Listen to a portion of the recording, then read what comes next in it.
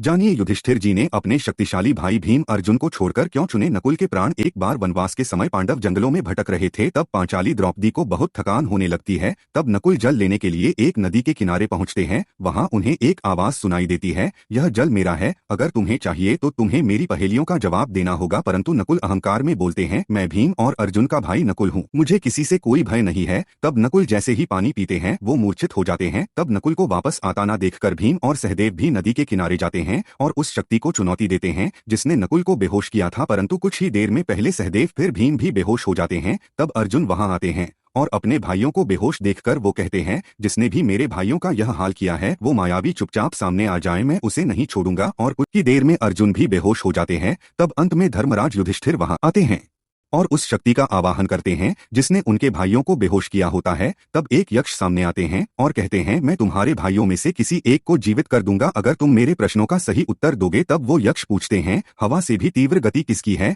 युधिष्ठिर जी उत्तर देते हैं, मन की गति हवा से भी तेज है। तब वह यक्ष अगला सवाल पूछते हैं कि मरते हुए के सबसे ज्यादा काम क्या आता है? तब युधिष्ठिर जी उत्तर देते हैं, मरते हुए के सबसे ज्यादा काम दान आता है। इसी प्रकार युधिष्ठिर जी सारे सवालों के जवाब दे देते हैं। तब वो यक्ष पूछते हैं, तुम्हारे किस भाई को जिंदा करूं, भीम को या अर्जुन को? तब युधिष्ठिर जी कहते हैं, नकुल को, क्योंकि कुंती माँ के पुत्र के रूप में मैं जीवित हूँ तो छोटी माँ के पुत्र के रूप में नकुल को भी जीवित रहना चाहिए और नकुल ही सर्वप्रथम मेरे लिए पानी लेने गया था। तब वो यक्ष कहते हैं, मैं आपकी परीक्षा ले रहा था धर्मराज, आपके सारे भाई जीवित हैं। तब सारे पांडव होश में आ जाते हैं।